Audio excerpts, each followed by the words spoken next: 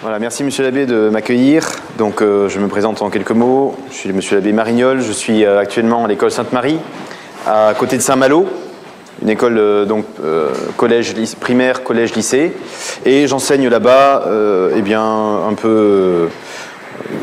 un panel assez varié qui va de la SVT à la philosophie politique en terminale. Je m'occupe de la partie lycée dans cette école.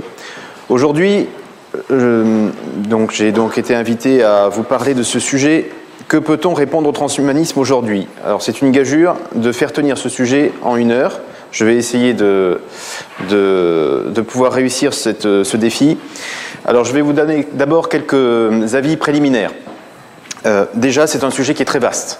Il y a énormément de domaines qui sont aussi différents que la médecine, l'éthique, la philosophie, les sciences naturelles, la technique, la politique, l'économie, tout ça sont touchés, impactés par le transhumanisme. D'autre part, le transhumanisme, ce n'est pas du tout une idéologie à sous-estimer. Peut-être que dans l'imaginaire collectif, on se dit que ce sont des gens qui sont ils sont fous, ils sont délirants, voilà, ça ne tient pas la route. Donc c'est inutile de se pencher sur la question. De toute façon, voilà, ça ne se réalisera jamais. C'est faux, ça se réalise déjà. Ça fait partie de ces. C'est une simple application du principe. Ce qui est comme dit Aristote, ce qui est la fin, elle est première dans l'intention certes, dernière dans l'exécution. Ce qui fait que ceux qui veulent réaliser, déjà, ils commencent à le mettre en place. Ils font par exemple le cadre juridique de leur action. Il est déjà posé. Les lois sont en train de changer pour permettre au transhumanisme de pénétrer la société. Donc ce n'est pas quelque chose à sous-estimer. Et surtout, qu'il s'agit de l'idéologie, c'est une idéologie qui anime, qui motive les gens les plus riches de la planète. Et comme Bill Gates, Larry Page, tous ces grands noms, Elon Musk, sont tous épris de transhumanisme. Donc ce n'est pas du tout à sous-estimer. Et d'autre part, dernière remarque, notre point de vue, c'est celui de la philosophie chrétienne. Donc voilà, on va s'appuyer sur l'apport de ce que nous donne la philosophie chrétienne. Donc il y a peut-être des choses à bien mettre en place avant de pouvoir discuter argument après argument avec un transhumaniste. Voilà, donc le plan de notre étude, nous allons d'abord faire une présentation du transhumanisme et je vais essayer de vous montrer la complexité de la question. Ensuite, pour voir... parce que la question qui est posée, c'est que peut-on répondre aujourd'hui au transhumanisme, pour voir qu'aujourd'hui, les gens qui nous entourent, et spécialement les scientifiques, sont incapables de pouvoir répondre pied à pied au transhumanisme, il est nécessaire de faire une petite généalogie du transhumanisme et de faire le rapprochement, le lien avec la révolution dans les sciences. C'est pour ça qu'en troisième partie, c'est la révolution dans les sciences.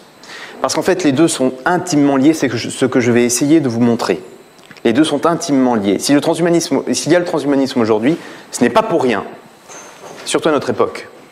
Et enfin, j'essaierai de vous exposer la réponse que nous pouvons donner au transhumanisme. Dor fut la première race d'hommes périssables que créèrent les immortels habitants de l'Olympe. C'était au temps de Chronos, quand il régnait encore au ciel. Ils vivaient comme des dieux, libres de tout souci, à l'écart et à l'abri des peines et des misères. La vieillesse misérable sur eux ne pesait pas. Mais bras et jarrets toujours jeunes, ils s'égayaient dans les festins, loin de tous les maux. Ils mouraient comme en s'abandonnant au sommeil. Vous avez peut-être essayé de voir quelle était l'origine de cette citation. C'est le poète grec Hésiode. Qu'est-ce qu'il décrit? Il décrit l'âge d'or. Et quand les anciens le plaçaient dans le passé, c'est un âge d'or qui n'existe plus, qui est révolu, les modernes le placent dans le futur. Mais c'est toujours le même mythe de l'âge d'or. Et l'homme en a toujours eu la nostalgie. Et le transhumanisme, avec ses promesses mirifiques, n'est qu'un chapitre de cette quête de l'âge d'or. Et spécialement, il est à prendre au sérieux puisque c'est l'idéologie, comme je vous disais, des hommes les plus riches de la planète, à savoir donc les GAFAMI pour le monde occidental et BATX pour le monde asiatique. Donc GAFAMI, bon, vous le savez, Google, Apple, Facebook, Amazon, Microsoft, IBM. Et puis BATX, c'est l'équivalent dans le monde asiatique, Baidu, Alibaba, Tencent, Xiaomi. Et ce mouvement d'idées, il a été échafaudé notamment par des philosophes, Nick Bostrom en 1998. Donc il a été plutôt divulgué, vulgarisé par Nick Bostrom. Et il est actuellement porté par un réseau d'associations autour de deux pôles. Premier pôle, c'est un pôle californien, donc plutôt les États-Unis, autour de Raymond Kurzweil, qui est un ingénieur qui travaille chez Google. Il a travaillé dans l'élaboration du moteur de recherche. Et Peter Diamandis, qui est donc un philosophe. Je crois même qu'il est entrepreneur. Et un pôle britannique autour de l'université d'Oxford, animé par le philosophe dont je vous ai parlé, Nick Bostrom, et d'autres philosophes. Lui a fondé l'Institut Future of Humanity à l'université d'Oxford. En France, peut-être vous l'avez croisé dans des reportages, des interviews, c'est Laurent Alexandre, docteur Laurent Alexandre, qui est grand chantre du transhumanisme. Alors, brièvement, quels sont les principes du transhumanisme? Eh bien, je tire ces trois principes du philosophe Luc Ferry, pour vous exposer un peu de quoi il s'agit. La médecine, jusqu'ici, était exercée dans une visée thérapeutique. C'est-à-dire qu'on veut soigner les gens. Il y a un désordre, une maladie, on va remettre un ordre, la santé. Et le transhumanisme, lui, il dit non, non, on ne va pas soigner les gens, on va augmenter les capacités des gens. On passe d'une médecine qui a une visée thérapeutique à une médecine qui a une visée augmentative. Et c'est là où réside le transhumanisme. Donc la médecine ne soigne plus, elle devient une manière d'augmenter l'homme, les capacités de l'homme. Elle veut aussi améliorer la longévité de la vie humaine. Donc voilà, on s'est habitué à la mort. La mort, de toute façon, n'est pas une fatalité. Avec les technologies modernes, on arrive très bien à reculer l'échéance de la mort, notamment éradiquer les maladies. Et certainement, avec les progrès à venir, la mort va reculer. Et enfin, il y a un projet, From Chance to Choice, qui est lutter contre les inégalités naturelles. Quand on naît, le petit enfant qui naît, eh bien, il n'a pas forcément les mêmes capacités que les autres, il est peut-être petit, par exemple. Alors, le pauvre, il est complexé, et il faut qu'on remédie à cette inégalité naturelle. Et par la médecine qui est non plus thérapeutique mais augmentative, on va remédier aux inégalités naturelles. Les transhumanistes, dit la déclaration transhumaniste sur le site de Humanity Plus, qui est le site officiel du transhumanisme, les transhumanistes prônent le droit moral de ceux qui le désirent de se servir de la technologie pour accroître, non plus soigner, mais accroître leur capacité physique, mentale et reproductive, et d'être davantage maîtres de leur propre vie. Nous souhaitons nous épanouir en transcendant nos limites biologiques actuelles. Alors qu'est-ce qui fait qu'est-ce qui va rendre faisable, applicable cette recherche de l'âge d'or? Quel est l'élément nouveau qui fait qu'avant, l'âge d'or n'était pas possible, maintenant il devient possible? Et déjà, on en voit les prémices. Ce sont les technologies, appelées NBIC. Donc nanotechnologie, biotechnologie, informatique, sciences cognitives, auxquelles il faut ajouter la génétique. Tous les progrès de ces sciences, et c'est indéniable, il y a des progrès énormes dans toutes ces sciences, font que lorsqu'on arrive à la convergence de toutes ces technologies NBIC, la convergence de toutes ces technologies, c'est la possibilité pour l'homme de se transcender par des biotechnologies, des nanotechnologies, donc vous voyez par la modification du génome humain, les thérapies géniques, les prothèses, puisqu'aujourd'hui on a des prothèses qui sont extraordinaires et qui font mieux que ce que l'homme peut faire. Donc tout cela fait que l'homme, il est possible que l'homme puisse être augmenté. Et selon la loi de Moore, qui est une loi assez connue dans le domaine informatique, qui dit que les progrès sont exponentiels depuis quelques années, en informatique, en électronique, eh bien, toutes les technologies liées à l'informatique sont en train de se développer à une vitesse exponentielle. Donc on peut dire que dans 50 ans, il y aura déjà des transhumains. Et déjà, d'ailleurs, il y en a eu, puisqu'il y en a quelques-uns, un professeur par exemple en Angleterre, qui s'est fait déjà greffer une puce dans le cerveau. Ce point de bascule où l'homme passe de l'homme animal tel qu'il était maintenant avec ses limites biologiques et l'homme augmenté, c'est ce qui s'appelle la singularité, donc c'est appelé par les transhumanistes la singularité. Donc c'est au-delà duquel l'activité humaine que nous connaissons, telle que nous la connaissons, a disparu. Désormais, il n'y aura plus de distinction réelle entre humain et machine. Bon, on en vient à la problématique. Est-ce que c'est une utopie irréalisable? Non, c'est un argument qui est périmé maintenant, l'utopie irréalisable. C'était l'argumentaire que nous avions il y a quelques années. Je me souviens de conférences où on montrait les progrès, les recherches de ces transhumanistes, et en fait, on nous présentait ça, ce sont des fous, c'est délirant. Oui, maintenant il faut répondre, parce que ça commence, les expérimentations sont en cours, des bébés OGM sont faits, c'est déjà fait, en Chine notamment, les bébés ce qu'on appelle les bébés CRISPR, les Lulu et Nana. C'est deux bébés qui ont été modifiés génétiquement pour résister au virus du sida. Donc, je vous donne quelques chiffres pour que vous réalisiez que c'est actuel. Le transhumanisme est déjà à l'œuvre.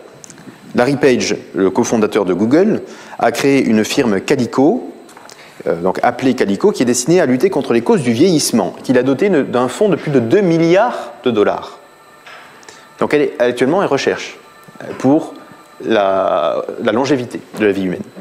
Les prothèses aujourd'hui sont extrêmement performantes, et là, il y a toute une communication d'ailleurs autour de ces prothèses.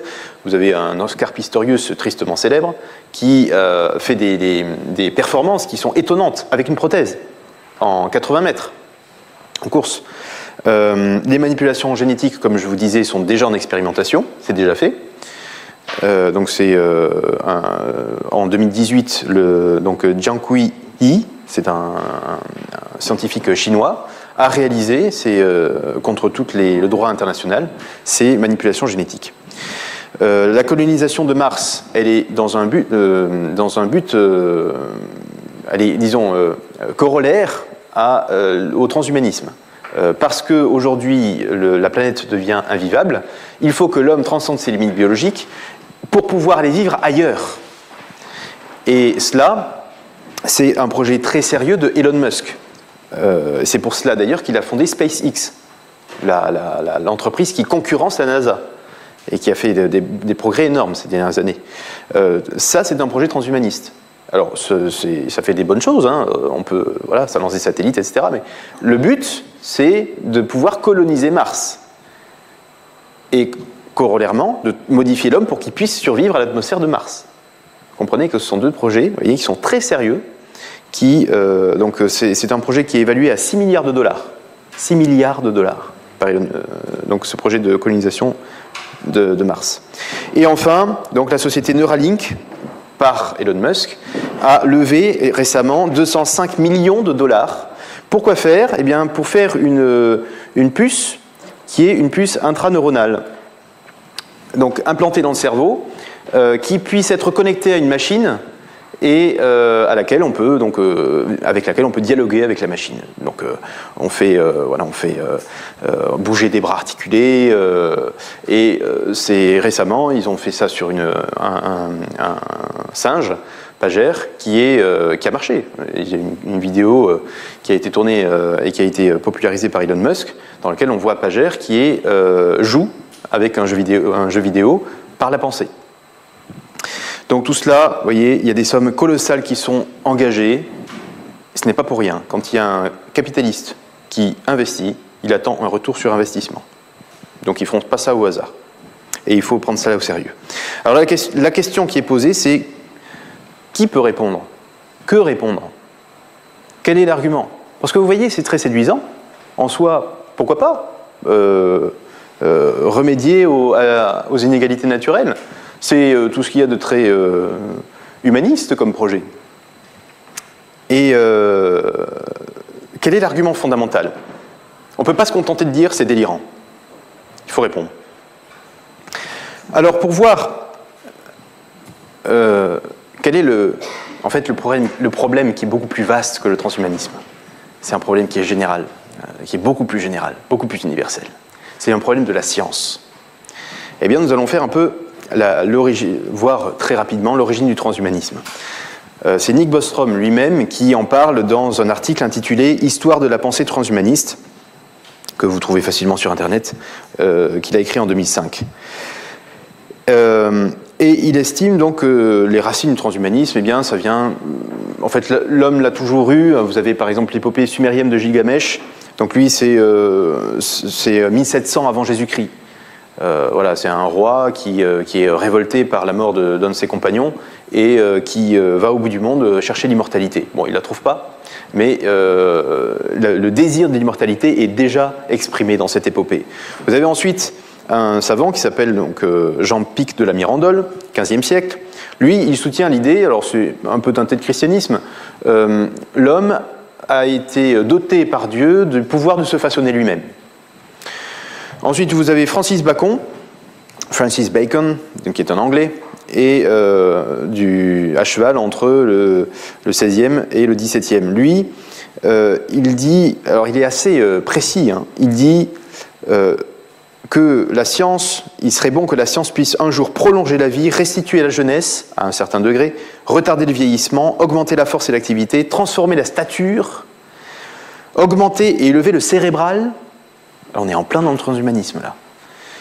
Et euphoriser les esprits, les mettre en bonne disposition. Vous avez ensuite un scientifique français, Condorcet, 18e siècle. Voilà ce qu'il dit, je vous le cite rapidement.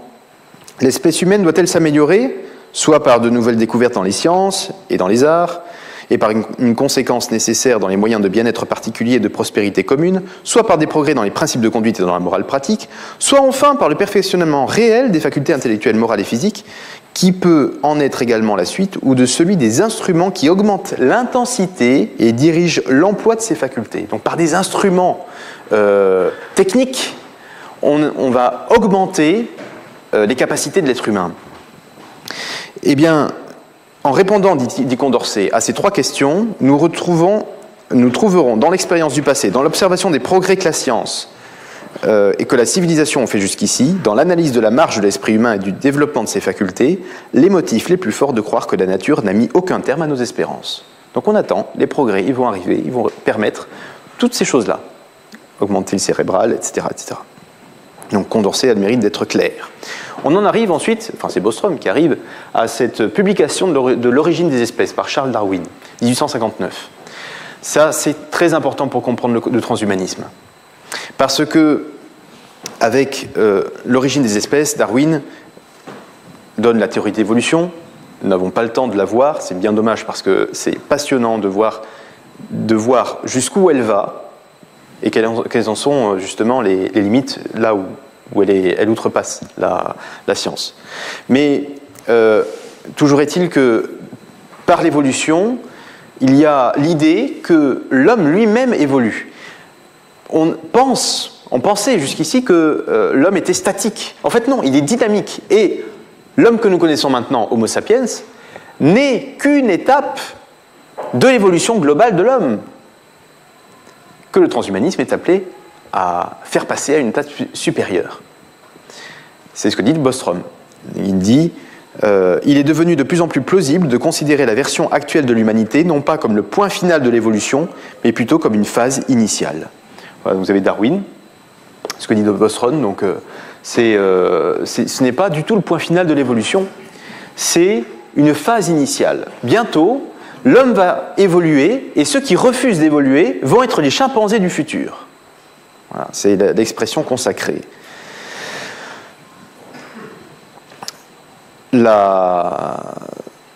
De cette explication biologique de l'évolution au transhumanisme, il n'y a qu'un pas qui sera franchi allègrement par plusieurs penseurs, et notamment gravitant autour de l'université d'Oxford, dont le très influent Julian Huxley.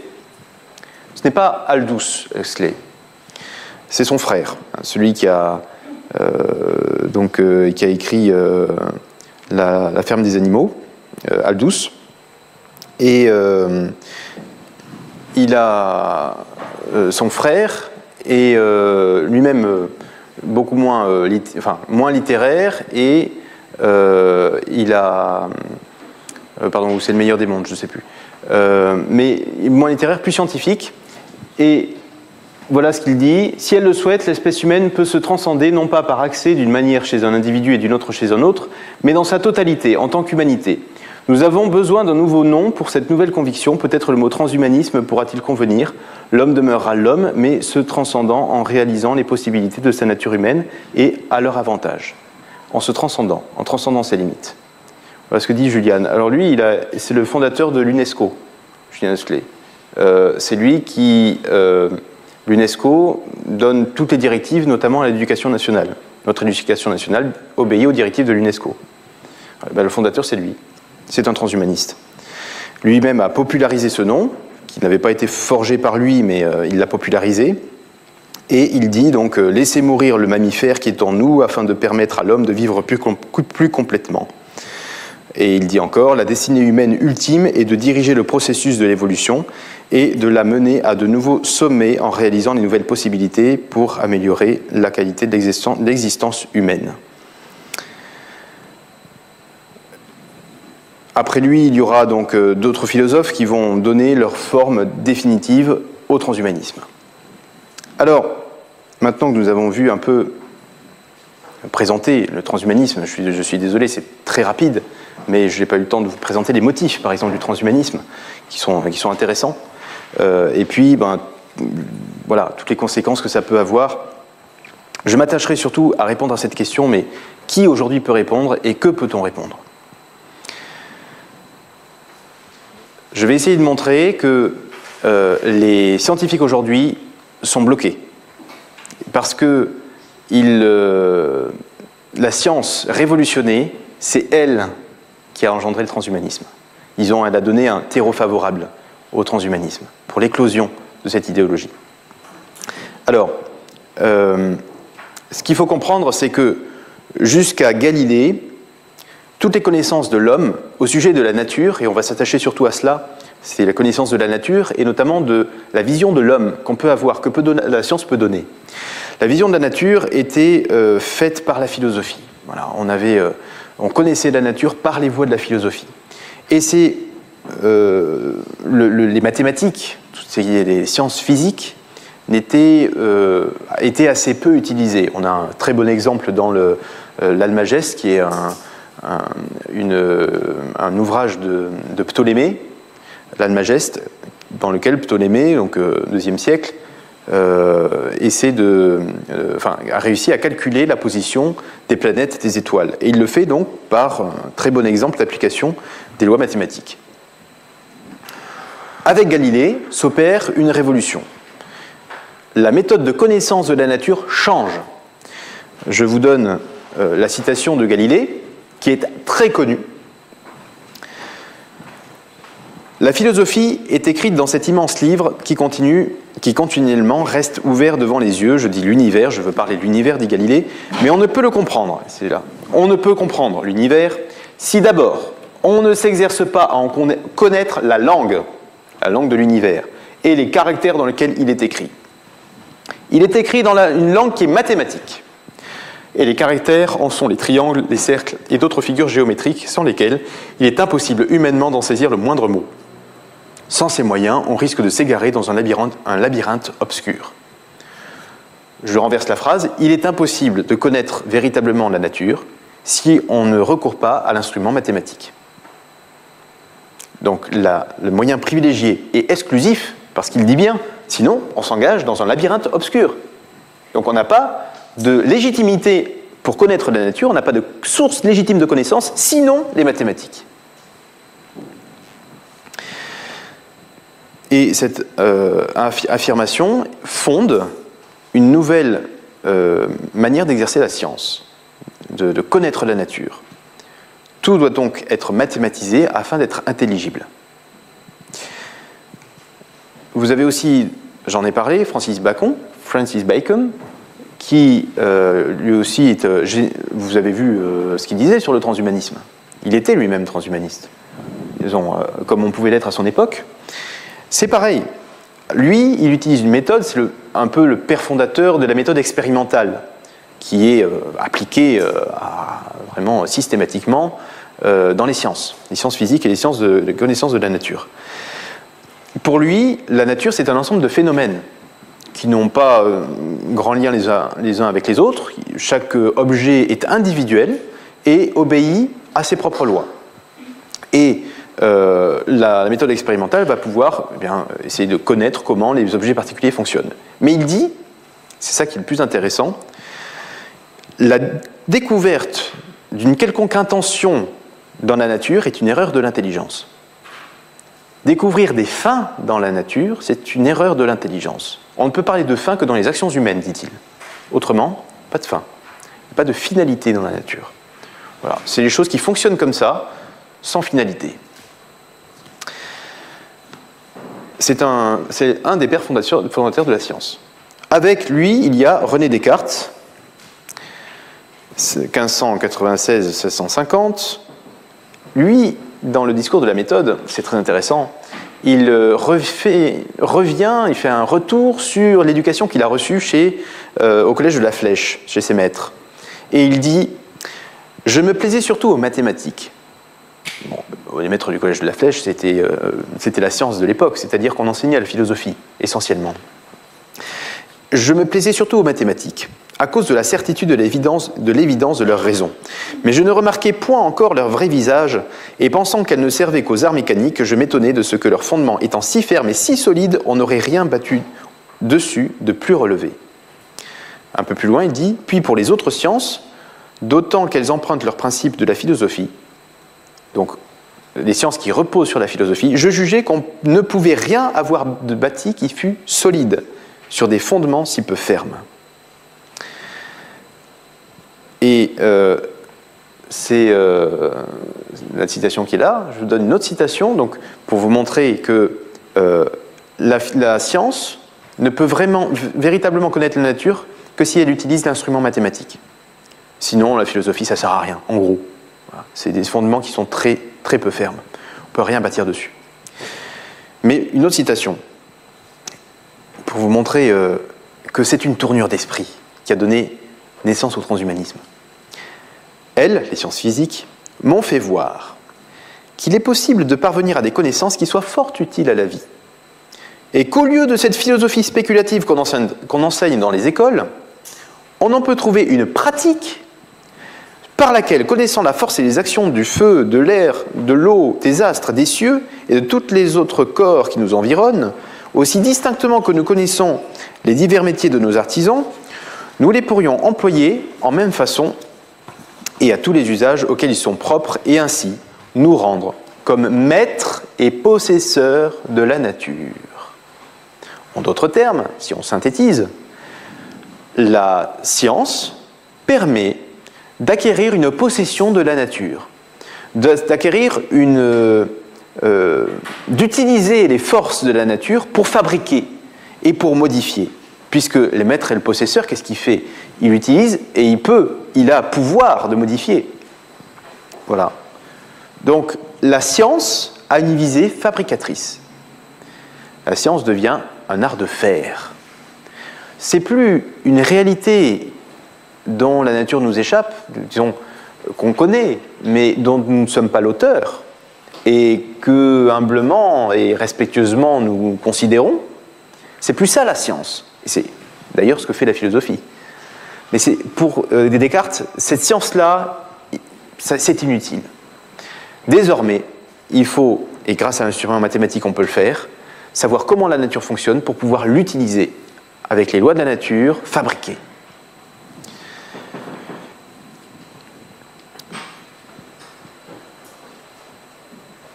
Il est donc intéressant de voir, de noter que le but, le philosophe Descartes assigne à cette science qui est révolutionnée. On passe, vous voyez, de la théoria des Grecs, à la poiesis, c'est-à-dire la fabrication. On fabrique avec la science.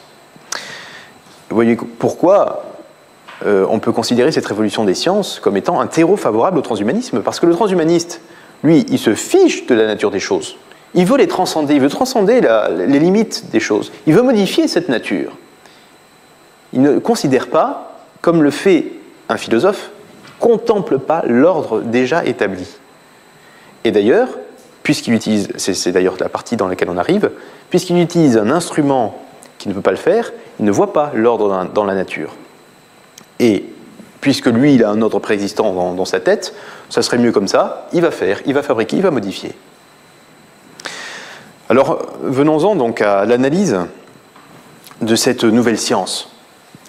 Je vous dis tout de suite, pour éviter les méprises, ce n'est pas mauvais, cette avancée dans la science, cet outil mathématique dans la science.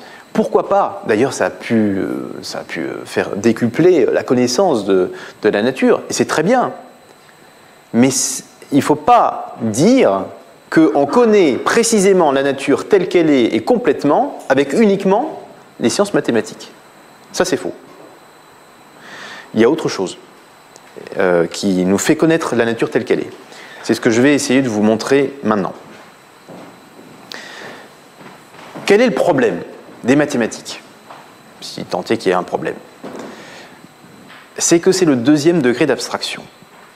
Qu'est-ce que c'est que l'abstraction? L'abstraction, c'est je considère un objet, mais je ne considère pas tout dans mon objet, je fais abstraction précisément, je cache, je ne considère pas telle ou telle partie de ce que je regarde. Voilà. Par exemple, si vous voyez ceci, faites abstraction du pied, ne considérez que la tige. Eh ben, vous regardez le pied, il est là, mais vous ne le regardez pas. Vous regardez que la tige. C'est ça, faire abstraction. Alors, le deuxième degré d'abstraction, qu'est-ce que c'est?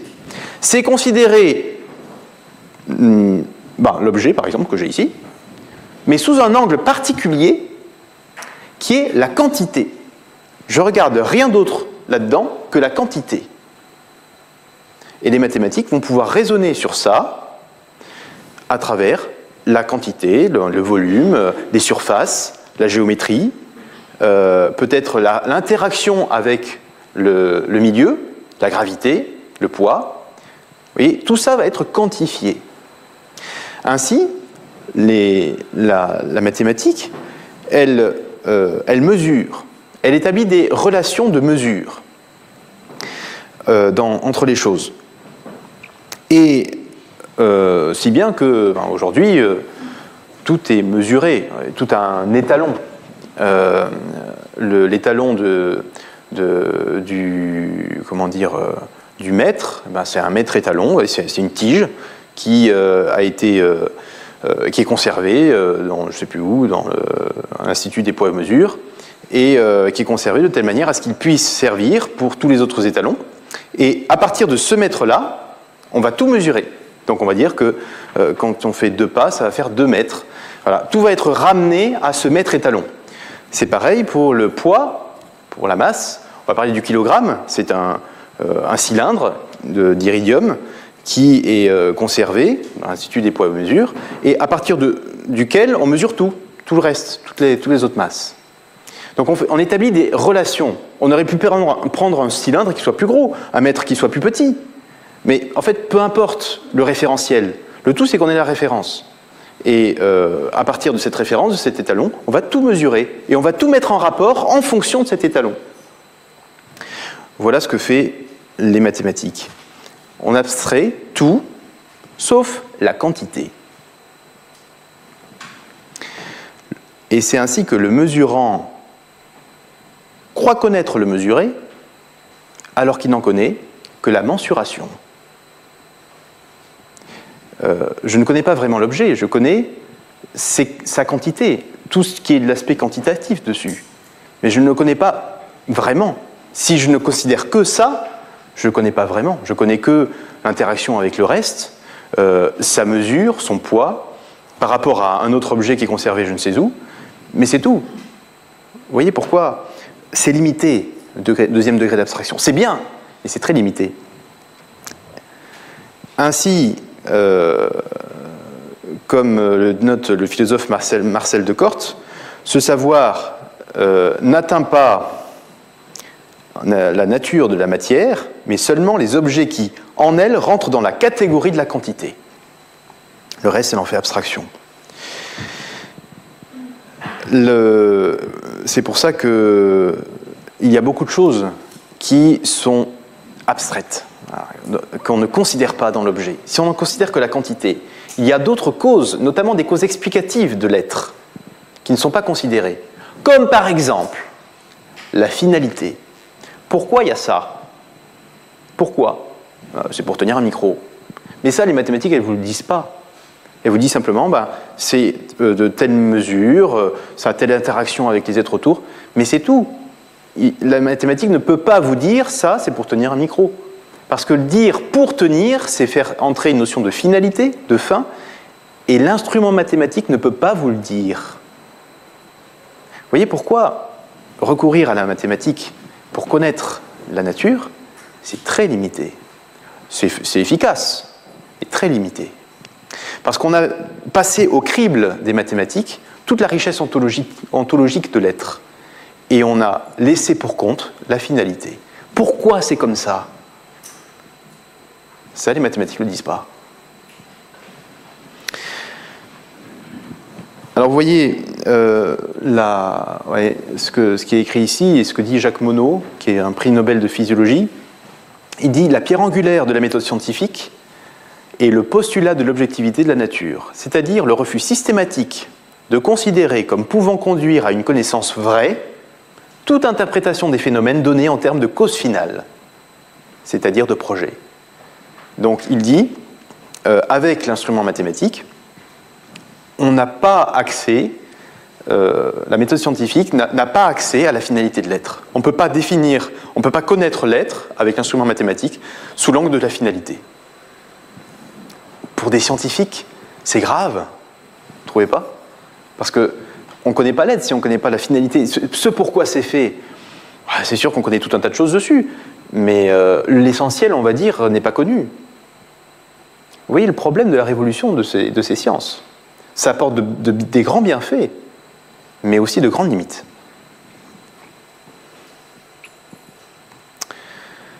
Alors, il faut répondre. Je reviens toujours à ma question de début. Que peut-on répondre? On vient de voir que la science aujourd'hui, puisqu'elle a donné le terreau favorable à l'éclosion du transhumanisme, elle ne peut pas répondre au transhumanisme, parce qu'elle en est la mère. Ça serait un parricide. Alors qui peut répondre? Et que peut-on répondre? Eh bien, il faut revenir à la philosophie. Il y a qu'elle qui, parce qu'elle n'est pas cantonnée au deuxième degré d'abstraction, à savoir les mathématiques, la quantité, la philosophie va pouvoir raisonner sur les êtres en tenant en compte de leur finalité, en y voyant les causes finales. Parce qu'elle est, pour ceux qui connaissent, au premier degré d'abstraction, la cosmologie. Parce que c'est d'elle dont il s'agit, la cosmologie. C'est elle qui voit, qui est la philosophie de la nature. C'est elle qui considère les objets, les êtres qui nous entourent sous l'angle du mouvement. Et bon, évidemment une autre partie de la philosophie qui s'appelle la psychologie, qui voit l'être sous l'angle du vivant. Mais bon, les deux se situent à peu près au même degré d'abstraction. Et elles ont la possibilité d'accéder à cette finalité dans la nature. Alors c'est ce qu'on va faire. Plutôt que de faire comme M. Jourdain, de disserter sur la prose, on va en faire. On va faire de la cosmologie pour pouvoir répondre au transhumanisme. Avant, je donne quelques distinctions pour que vous puissiez voir quel est le véritable problème du transhumanisme et où est-ce qu'il se situe. Alors, évidemment, la modification de ce qu'il y a dans la nature pour une visée thérapeutique, évidemment, parce que cet ordre, il est désorganisé et on remet comme il était avant. Dans la nature, vous voyez, on ne modifie rien en réalité, on remet un ordre qui n'y était plus. Et c'est d'ailleurs sous ce visage très séduisant qu'œuvre le transhumanisme. Il dit, mais oui, mais c'est pour apporter un grand bienfait, notamment au point de vue médical à l'humanité. Mais ça, on n'a pas de problème sur ce sujet-là. C'est pas ça qui pose problème. Qu'est-ce qui pose problème? Alors, on continue. Si on doit modifier la nature dans une visée augmentative, est-ce que c'est bon? Est-ce que c'est permis? Bon, si c'est pour fournir un outil externe au corps, et on modifie la nature, je ne peux pas enfoncer un clou en mettant mon poing. Ça fait mal, je ne sais pas si vous avez essayé. Eh bien, on prend un marteau, un outil externe, pour pouvoir enfoncer le clou. On augmente notre capacité à pouvoir imprimer ce mouvement au clou. Par un outil externe au corps, oui, c'est évident, c'est le marteau. Pour fortifier un organe, donc on s'achemine petit à petit au transhumanisme, pour fortifier un organe de manière transitoire, dans la lignée de son fonctionnement propre et de sa finalité naturelle, est-ce que c'est permis? Oui. La crème solaire, qu'est-ce que c'est? C'est quelque chose qui augmente, qui fortifie la peau, qui est un organe, dans sa fonction de protection. C'est de manière transitoire, dans la lignée du fonctionnement de la peau. Pour implanter un nouvel organe ou augmenter un organe de manière intrusive, au-delà de sa finalité naturelle, de manière individuelle.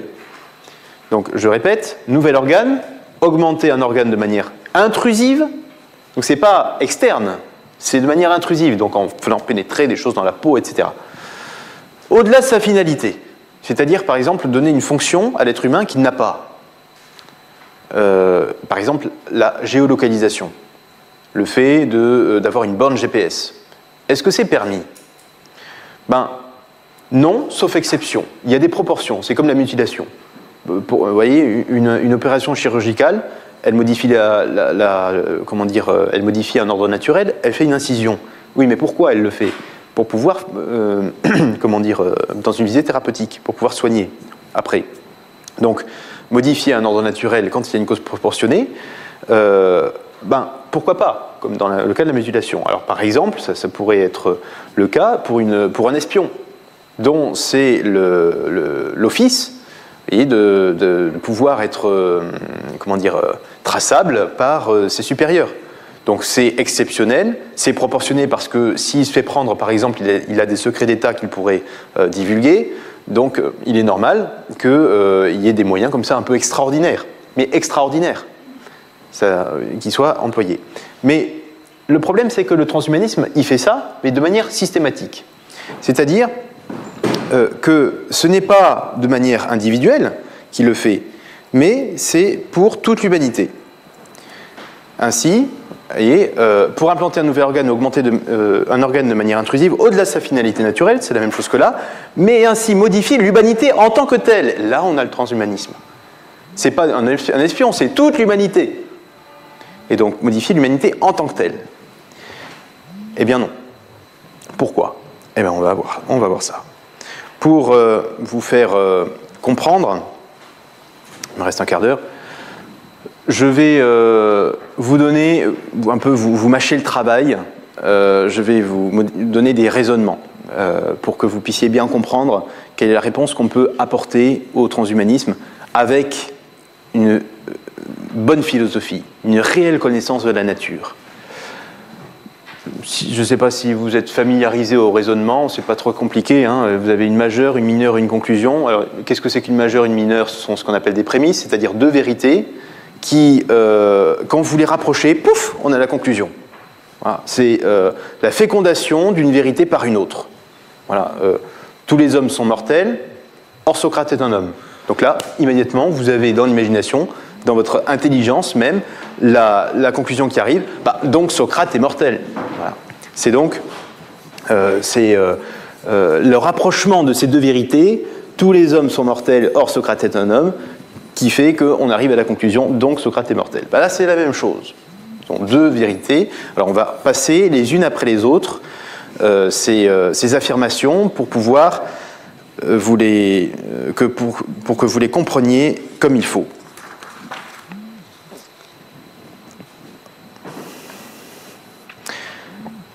Le Créateur a mis un ordre dans la nature en général et dans le corps humain en particulier. Le Créateur a mis un ordre dans la nature en général et dans le corps humain en particulier. Alors, qu'est-ce que c'est que ça? Pourquoi on parle de Créateur? Eh bien, c'est la conclusion de la 5e preuve de l'existence de Dieu. C'est-à-dire une preuve par l'ordre de la nature. Et c'est vrai qu'il faut avoir au préalable fait ce raisonnement à votre interlocuteur. Si vous arrivez ici, c'est la majeure de votre raisonnement, il faut qu'il soit bien expliqué. Alors je vais vous refaire le raisonnement pour que vous puissiez comprendre ce qui dit là en premier. Le Créateur a mis un ordre dans la nature en général, dans le corps humain en particulier. Que nous disent les sciences, d'ailleurs les sciences physiques, comme les sciences, comme la philosophie, comme l'observation de la nature, au sujet de la nature, et spécialement de la philosophie? Quelqu'un qui est honnête, et c'est d'ailleurs normalement le travail du scientifique, quelqu'un qui est contemplatif, il voit dans la nature un ordre merveilleux, dont l'homme n'est pas l'auteur. Et c'est ce que d'ailleurs les anciens avaient bien compris, ils avaient distingué le cosmos du chaos. Cosmos c'est l'ordre, chaos c'est le désordre. Et on voit cet ordre à des échelles qui sont très diverses, notamment au niveau de tous les êtres naturels dans leur faculté d'adaptation. Cet ordre, lorsqu'il y a un bouleversement qui se fait, naturellement, c'est-à-dire par naissance, la nature va s'adapter pour que la vie puisse reprendre. C'est ce que les scientifiques ont pu voir, par exemple, il y a, alors ils datent ça à moins 66 millions d'années, lorsqu'il y a eu une grande extinction de masse, la vie a fait preuve d'une extraordinaire capacité d'adaptation pour recoloniser tout le peuple, toute la Terre. Et ça, ce sont des travaux scientifiques dans la revue Science de 2019 qui le montre. On voit aussi cet ordre dans l'interaction des êtres vivants entre eux, et qui n'ont rien à voir d'ailleurs. Là, vous avez plusieurs interactions, par exemple la chaîne alimentaire. Des animaux qui n'ont rien à voir les uns avec les autres se mangent, alors c'est justement assez bien réparti, de telle manière à ce que l'ensemble aille bien. Mais chacun individuellement n'est pas responsable du bien de l'ensemble. Pourtant, dans leur action individuelle, l'ensemble, l'harmonie de l'ensemble est maintenue. Ça s'appelle un ordre. Et cet ordre, ces animaux, puisqu'en plus ça implique des végétaux, n'ont pas la capacité de le vouloir, ni de le saisir même. Et pourtant, ils le font. Vous avez la symbiose. Vous avez énormément d'exemples de symbiose, c'est-à-dire deux êtres qui vivent parfaitement en harmonie, alors qu'ils n'ont rien à voir entre eux. Vous avez aussi le parasitisme, le fait que un être dépende dans sa vie d'un autre être. Et il y a une interaction entre les deux. Le parasité se passerait bien du parasite, c'est vrai qu'on se passerait bien des moustiques, hein, mais pour autant, le parasite vit au détriment du parasité, et s'il n'y avait pas les moustiques, ils vivent grâce aux animaux qui ont le sang, et puis dont ils sucent le sang, mais s'il n'y avait pas les moustiques, les oiseaux n'auraient pas beaucoup à manger, vous voyez, parce que les oiseaux mangent les insectes. Vous avez donc une interaction biologique de ce type-là. Vous avez aussi le mutualisme, qui est une interaction biologique à bénéfice mutuel. Par exemple, dans les plantes, vous avez certaines plantes qui vivent grâce à des champignons. Et les champignons vivent grâce à la plante. Et les deux disons, sont tellement liés, mais c'est deux êtres qui n'ont rien à voir, mais ils sont tellement liés dans leur vie que la vie ne serait pas possible. L'un est indispensable à l'autre. Et l'existence de l'un se fait avec un bénéfice à l'autre. Donc je ne sais plus exactement, je crois que il y a des minéraux qui passent du champignon à la plante, et tout ce qui vient de la photosynthèse, le champignon n'est pas capable de la faire, il la tire de la plante. C'est à bénéfice mutuel. Vous avez d'autres interactions, la phorésie, c'est le fait que des animaux soient transportés par d'autres, et de multiples interactions biologiques de ce type-là. Ça, c'est entre plusieurs êtres. Mais quand vous regardez à l'intérieur de chacun des êtres, alors là, vous avez un tout autre univers, mais qui est tout aussi ordonné, qui est l'univers même de l'équilibre biologique d'un être, physiologique d'un être, et même cellulaire de l'être. Vous avez ceux qui font de la biologie parmi vous, vous l'avez certainement vu, tout ce qui est dans la réplication de l'ADN, vous avez la fonction de l'ARN messager dans la vie de la cellule et dans la reproduction de la cellule, qui est merveilleux et qui est parfaitement ordonné, ce qui fait que, précisément, lorsqu'on commence à perturber l'ordre, là, ça ne va plus du tout. L'équilibre biologique de chaque être vivant est donc un exemple extraordinaire d'harmonie. Même dans un simple animal, son système nerveux, parfaitement coordonné avec son système digestif, son système endocrinien, son système immunitaire, etc. Vous avez donc cet ordre, vous voyez, qui est très bien fait, qui est parfait. Tel qu'il est, il est parfait. Darwin lui-même le disait d'ailleurs. Il disait « Nous ne pouvons pas sonder la complexité merveilleuse d'un être organisé, complexifié, qui est loin d'être diminué par notre hypothèse. Il faut considérer chaque être vivant comme un microcosme, un petit univers composé d'une foule d'organismes aptes à se reproduire par eux-mêmes, d'une petitesse inconcevable et aussi nombreux que les étoiles du firmament. » Et justement, comme je vous le disais, les sciences expérimentales sont aveugles sur cet ordre. Elles prennent les interactions biologiques telles quelles, mais elles ne disent pas « ceci est fait pour cela ». Elles ne disent pas, puisque l'instrument mathématique, comme je vous le disais, est incapable de le faire. Lui, il abstrait tout sauf la quantité. Donc la finalité, exit. Ces êtres vivants, ils subissent ces lois. Ils n'en sont pas les auteurs. Or, quand on voit un ordre, quand vous voyez des traces de pas sur la plage, vous vous dites, il y a quelqu'un qui est passé par là. Pourquoi ? Parce que ce sont des traces de pas, ce sont des vestiges. Quand vous voyez un puzzle qui a été fait, vous dites, il y a quelqu'un qui l'a fait. Sinon, ça ne se fait pas comme ça, un puzzle. Et le hasard, vous avez beau secouer le puzzle, il ne va pas se faire tout seul. Voilà. Le hasard est très limité. Rien ne vient du hasard, aucun ordre ne vient du hasard. Eh bien, lorsque vous avez une relation d'une partie au tout, qui est bien faite, surtout quand ce tout est extrêmement complexe, vous vous dites, il y a une intelligence par là. Puisque cet ordre, vous le voyez partout, et que l'être humain n'est pas à l'initiative de cet ordre-là, eh bien, il y a une intelligence, saint Thomas dit, on l'appelle Dieu, qui est à l'origine de ce tout, de cet ordre dans le tout. Puisqu'on le voit, cet ordre est universel, et on voit la même trace partout de l'intelligence, parce que c'est un ordre parfait. Il y a donc une intelligence au-dessus de tout ça. Voilà donc, et si on constate un ordre qui n'a pas été mis par des êtres vivants, c'est qu'il y a un être au-dessus de la créature qui est la cause de cet ordre universel. On en vient maintenant à la mineure. Or, tout ce que fait le Créateur est un ordre qui est parfait puisqu'il est l'agent le meilleur. Et là, on va commencer à répondre au transhumanisme. Ce qu'il faut comprendre dans cette affirmation, tout ce que fait le Créateur est un ordre qui est parfait puisqu'il est l'agent le meilleur, c'est qu'il ne fait pas chaque partie meilleure absolument. Il l'a fait meilleur par rapport au tout, en proportion par rapport au tout. Je vous donne un exemple. Dans l'être humain, vous avez des diversités de perfection d'organes.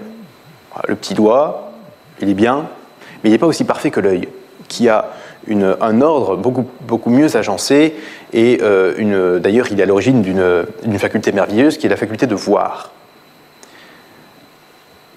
Cette perfection, cette faculté de l'œil, de voir, vient d'une perfection d'agencement de tout ce qui compose, tous les éléments qui composent l'œil. Et c'est merveilleux de voir que c'est très très fin, il y a des réglages fins dans l'œil, sinon il ne voit pas. Ainsi, dans l'être humain, il y a des diverses perfections d'organes. On ne peut pas dire que s'il n'y avait que des organes parfaits comme l'œil, l'homme serait bien, serait harmonieux. Et si tout était composé d'œil humain, ce ne serait pas très joli, vous voyez. On pourrait voir, ça, il n'y a pas de problème. Mais ce n'est pas très joli. Et pourtant, c'est très parfait. Chacun des organes est parfait. Donc on voit qu'une harmonie vient du fait qu'il y a des organes qui sont plus parfaits, d'autres moins. Ça vient d'une inégalité, l'harmonie. Eh bien, c'est ce qu'a fait Dieu lorsque, disons, cet ordre parfait que nous voyons dans l'univers, chaque partie n'est pas la meilleure par elle-même, mais c'est la meilleure par rapport au tout. Chaque partie est à sa place. À sa place. Voilà ce qu'on constate. Oui. Et c'est d'ailleurs ce qu'on lit dans la Genèse. C'est amusant de voir la formulation que donne l'Écriture. Dieu vit que la lumière était bonne, Dieu vit que les eaux étaient bonnes, etc. Donc chaque élément qui est créé est déclaré bon par Dieu. Mais à la fin, dit saint Thomas, Dieu vit toutes les choses qu'il avait faites et elles étaient très bonnes. Très bonnes. Pour dire que l'harmonie du tout est parfaite. Donc, l'ordre qu'il y a dans la nature en général et dans l'homme en particulier est parfaitement agencé. Vous avez ensuite un deuxième raisonnement, et ça se terminera par là, puisque maintenant, on va donner vraiment la réponse au transhumanisme. Jusqu'ici, on a été dans tout ce qui a mené à la conclusion. Là, on arrive à la conclusion. Puisqu'on veut parler de l'ordre de l'homme. L'ordre dans l'homme est un ordre parfait pour atteindre la finalité humaine qui est celle de l'âme raisonnable, c'est-à-dire l'agir vertueux, la contemplation de la vérité et l'amour du bien. Le Créateur, en fixant la finalité de chacune des créatures, les a dotées, c'est ça qu'il faut comprendre, puisqu'il a fixé sa finalité dans le tout. Il a fixé un ordre dans le tout. Il a doté chaque créature pour qu'elle puisse remplir sa finalité dans le tout. Il a doté chaque créature d'une certaine structure biologique pour qu'elle puisse atteindre sa finalité. C'est un peu, si vous voulez, comme un ingénieur qui voudrait faire une voiture qui est citadine. Une voiture citadine, c'est une voiture qui a deux caractéristiques principalement. Elle consomme peu et elle est facile à garer. Sinon, c'est compliqué de la garer dans une grande ville. Donc, l'ingénieur, voulant une voiture qui corresponde à ces deux caractéristiques, consommer peu et bien se garer facilement, va faire la voiture en fonction de cette finalité qu'il veut lui donner. Donc, il va faire un petit moteur, de petits trous, un petit habitacle, et puis un petit réservoir, parce qu'en plus, avec le petit moteur, il n'y a pas besoin d'avoir un grand réservoir pour qu'elle consomme peu. De toute façon, en plus, dans une ville, il y a toujours des pompes un peu partout, donc c'est pas la peine de faire un gros réservoir, ça prend de la place. Donc vous voyez, il va faire la voiture en fonction de la finalité qu'il veut lui donner. Je veux bien la garer facilement, donc je la fais petite. Vous comprenez le raisonnement, hein ? En fonction de la finalité, on adapte la structure. Et justement, saint Thomas se demande, saint Thomas d'Aquin, est-ce que le Créateur a doté l'homme des meilleures dispositions dont il est capable lors de sa création? Est-ce qu'il lui a donné une ouïe exceptionnelle comme la chauve-souris, une vue perçante comme l'aigle? Est-ce qu'il lui a donné un odorat performant comme celui du chien? Eh bien, saint Thomas répond que c'est ce que je viens de vous dire. Toutes les réalités de la nature, dit-il, ont été produites par la pensée créatrice de Dieu. Aussi sont-elles en quelque sorte des œuvres que de cet artiste qui est Dieu.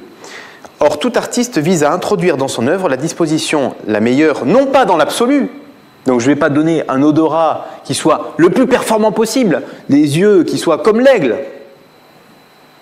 Mais Dieu dote l'homme des facultés, des dispositions la meilleure pour la fin de l'homme. Non pas dans l'absolu, mais pour la fin pour laquelle l'homme est fait. L'homme est fait, pardon. Si une telle disposition comporte quelques défauts, l'artisan ne s'en soucie pas. Ainsi, dit-il, l'artisan qui fait une scie destinée à couper, il ne la fait pas en verre ou en cristal. C'est très parfait le cristal, mais ça coupe pas, c'est pas très solide, ça va vite se casser.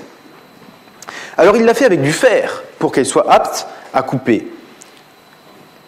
Et il ne la fait pas donc avec du verre, qui est une matière plus belle, car cette beauté l'empêcherait d'obtenir la fin voulue. Vous voyez, il n'utilise pas une matière qui soit la meilleure dans l'absolu, mais la meilleure pour l'usage pour laquelle il veut la faire. Et la fin prochaine du corps humain, quelle est la fin du corps de l'homme? On arrive à la réponse, vous voyez. Quelle est la fin du corps de l'homme? Eh bien, c'est l'âme raisonnable et ses opérations. Les facultés inférieures sont pour les facultés supérieures. La fin, c'est l'âme raisonnable et ses opérations. La matière est pour la forme, les instruments pour les actions de l'agent principal. Voilà donc ce que dit saint Thomas au sujet, vous voyez, de ce qui est donné comme capacité à l'homme. J'arrive ensuite à la deuxième mineure. Or, repousser les limites naturelles des capacités de l'homme et lui en greffer de nouvelles reviendrait à perturber l'acquisition de sa fin par l'homme, à savoir l'agir vertueux, la contemplation de la vérité et l'amour du bien. Modifier la structure, c'est perturber l'acquisition de la fin. Je reprends l'exemple de la voiture citadine. Mais elle est mal faite, cette voiture. Elle est petite, elle a un petit moteur, elle a de petits trous. Alors, je vais augmenter chacune de ses facultés, chacun de ces éléments, pour en faire une voiture qui soit plus performante. Les roues, je vais mettre des roues de Jeep. Le moteur, je vais mettre un moteur de Ferrari. L'habitacle, il est trop petit, alors je vais en faire un salon. Et on a une limousine. Sauf que c'est une voiture citadine. Eh bien, bonjour pour la garer, en ville. Comprenez qu'en modifiant la structure, on a perturbé l'acquisition de la fin. Elle n'était pas faite pour ça, cette voiture. C'est sûr qu'on a upgradé tous les éléments de la voiture. On a décuplé les capacités des roues, on a décuplé la capacité du moteur, on a fait un habitacle énorme. Mais tout ça, pourquoi? En fait, pour perturber l'acquisition de la fin. Non, je ne veux pas, puisque je ne peux pas la garer, ma voiture. Voilà, comprenez le chemin que nous empruntons. Hein. Et justement, c'est ce que veulent faire les transhumanistes. Et ils veulent, dans l'homme, toutes les facultés, les pousser aux plus hautes performances.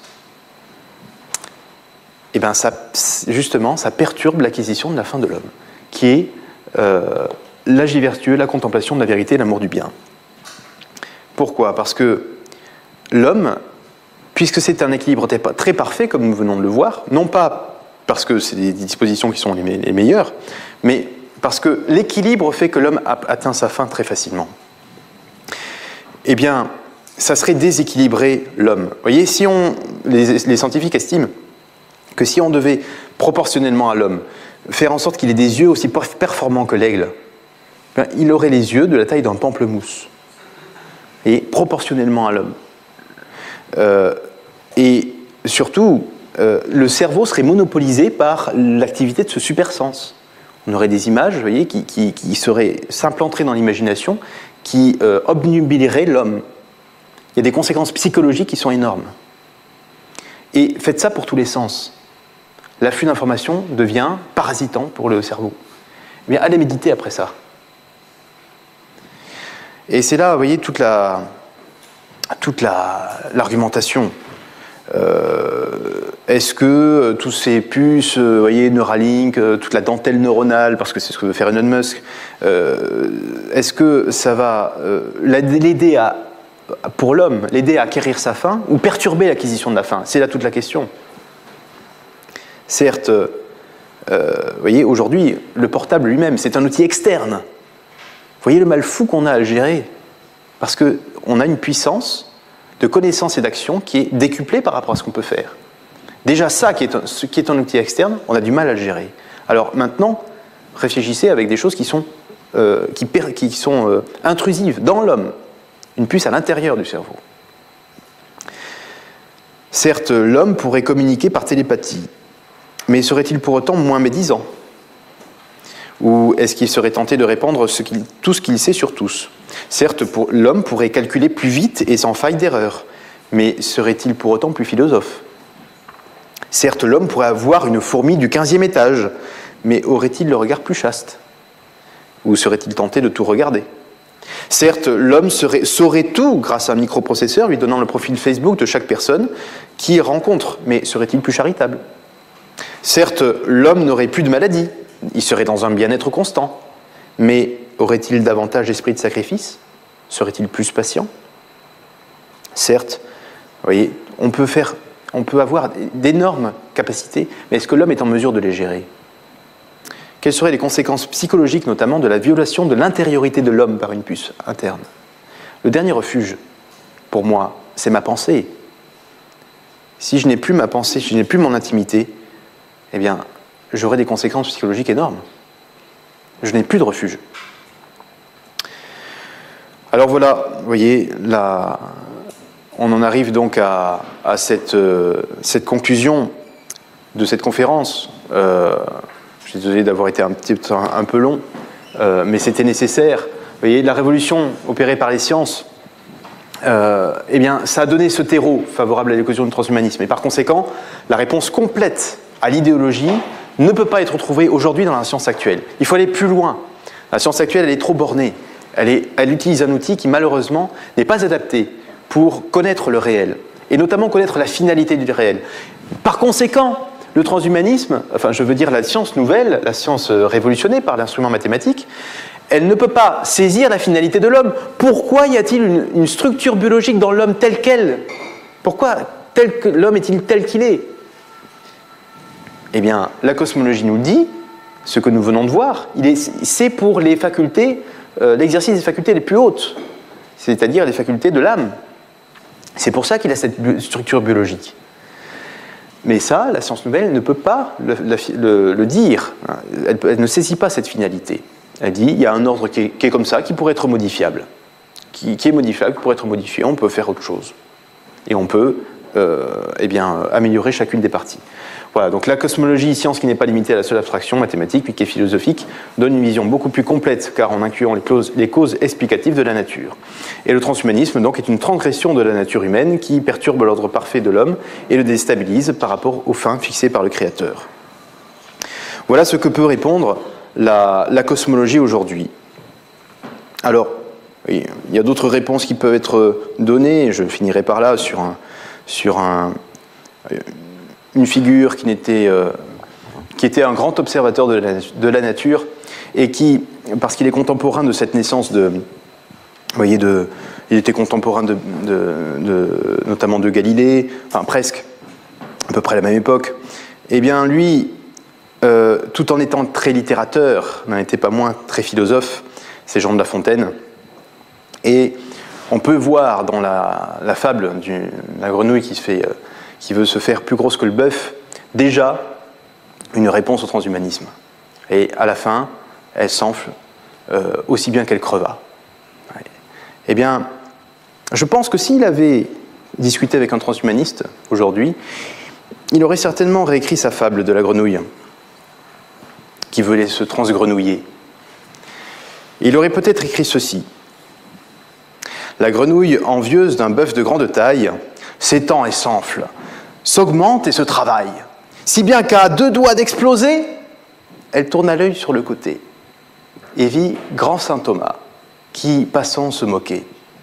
« Petite bête du bon Dieu, disait-il, pourquoi veux-tu imiter ainsi les hommes, dont le fol orgueil par Dieu a été châtié?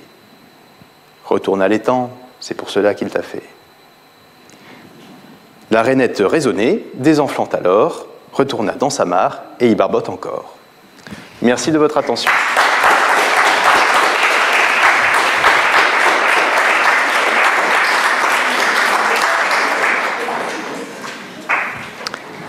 Y a-t-il des questions? Des personnes qui veulent s'aventurer Je vous en prie. J'ai une question. Oui. Si donc le transhumanisme s'identifie par rapport à une question de fin, de but, et si la distinction c'est entre le transhumanisme et celle médecine, c'est médecine augmentative ou médecine thérapeutique, est-ce que, par exemple, prenons le cas d'un enfant atteint de trisomie, il n'est pas encore né, est-ce que modifier son ADN de manière à réparer cette maladie, est-ce que ça a juste une apparence de transhumanisme ou est-ce que ça en est vraiment? Ben, vous avez employé le mot réparer. De fait, c'est une visée thérapeutique. Alors c'est sûr que c'est, il faut être très humble quand on commence à toucher au génome. Mais toucher au génome, qu'est-ce que ça veut dire? Est-ce que c'est pour modifier un ordre, une structure biologique voulue par Dieu? Ou est-ce que c'est remettre un ordre dans ce qui déjà est perturbé? Et bon, je pense que la médecine aujourd'hui est capable de faire la différence entre des allèles, enfin des gènes qui sont malades et comment ils devraient être s'ils n'étaient pas malades. Je pense aujourd'hui la médecine est capable de le faire. Donc il me semble que la visée thérapeutique ici est assez clairement exprimée. Voilà. Oui. Alors une question concernant le premier argument que vous avez donné à la fin. Est-ce que je peux m'intervenir parce que ça on dit que le Créateur il met un ordre dans la nature, mais comme la nature humaine est blessée par le péché originel, on pourrait dire qu'en quelque sorte on pourrait chercher à modifier les facultés justement pour que, au moins d'un point de vue matériel, on restaure cette blessure. Parce que par exemple, l'homme ne devait pas souffrir, et finalement il souffre. Donc même si, bien sûr, on ne peut pas réparer par exemple la blessure morale, au moins on pourrait chercher, ce qui en soit bien, à réparer le mal de la souffrance. C'est une bonne question. Alors là, ça touche un peu la théologie. Là, on était plutôt sur le terrain de la philosophie. Parce que les blessures du péché originel, vous voyez, elles sont constatées par la philosophie, mais la philosophie n'est absolument pas capable d'en donner la raison. Pourquoi y a-t-il des blessures comme ça? Pourquoi ça ne marche pas? Tous les philosophes ont buté sur cette question. Pourquoi, par exemple, les systèmes politiques ne marchent pas? Enfin, quel est le système politique le meilleur? Bon, donc on s'avère un peu sur le terrain de la théologie. Il faut distinguer, je pense, quels sont les effets du péché originel. Si on parle de la souffrance et si on parle de la mort, vous voyez, la réponse n'est pas la même. Quant à la souffrance, oui, actuellement, la souffrance telle qu'elle est, quand elle est éprouvée, généralement, c'est qu'il y a un désordre dans l'homme. C'est qu'il y a une maladie, c'est qu'il y a voilà, quelque chose qui a été désorganisé et qui provoque cette souffrance. Et d'ailleurs, c'est pour ça que le bon Dieu a bien fait les choses. Quand on se blesse, on souffre. La réponse, l'activité des nerfs est là justement pour signaler un problème à l'organisme. Voilà pourquoi habituellement, l'homme, quand il n'est pas malade, ne souffre pas. Donc, c'est pour ça que, en fait, on répond par la visée thérapeutique. La médecine est là pour corriger les effets du péché originel. En fait, c'est généralement pour réparer un désordre qui est là et par conséquent, éliminer la souffrance. Si vous parlez de la mort, la réponse est plus complexe parce que la mort, en soi, est naturelle. Tout organisme qui est composé tend à se décomposer, c'est normal, et les animaux qui n'ont pas le péché originel ont cette mort qui est naturelle. Seulement, l'exception, c'est précisément au début, à la création de l'homme, qu'elle a été faite. Dès le début, l'homme, élevé à l'état de justice originelle, avait été exempté de la mort par le don d'immortalité, qui était conditionné au fruit de l'arbre de vie. Et c'est le fait que cette exemption ait été enlevée qui fait que l'homme aujourd'hui meurt. Mais ça reste naturel. Voilà. Donc ça n'est pas vraiment corrigé les effets du péché originel. Oui. Juste une question peut être pas mal. Oui. Je vous en prie. Dernière question. C'est par rapport à la question qui vient d'être posée. Vous avez parlé au début de la conférence de deux enfants génétiquement modifiés pour être résistants aux virus du sida. Donc est-ce que ça ne peut pas rentrer dans la restauration de leur Alors, est-ce qu'il est ordonné, est-ce qu'il est normal que l'homme soit résistant à toute maladie? Je ne pense pas que... Voyez, on revient à l'argument de la scie. La scie, du fait de la matière qui est utilisée, elle est vulnérable. Parce que c'est du fer, elle rouille. Mais pour autant, pour qu'elle puisse couper, il faut du fer. Vous voyez, donc on choisit une structure qui a ses faiblesses pour une certaine finalité.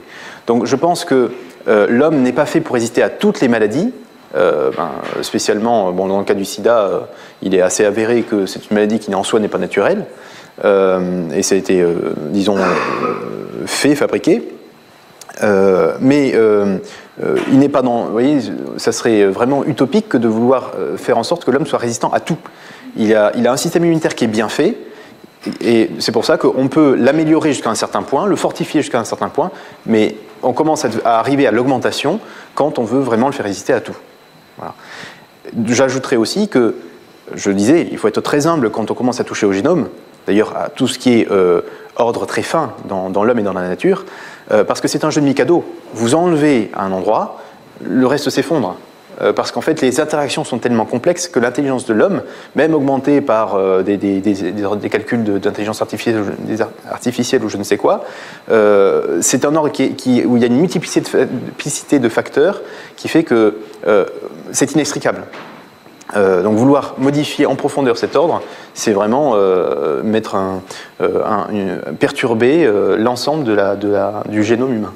Et d'ailleurs, la meilleure preuve, c'est que quand vous avez des organismes qui ont été génétiquement modifiés, comme des cochons, par exemple, pour être plus en capacité de fournir de la viande, mais ils ont des problèmes cardiaques. À chaque fois qu'il y a un organisme qui a été modifié, il y a d'autres problèmes qui apparaissent. C'est pas pour rien. C'est que l'ordre est très complexe. Voilà. Merci à vous.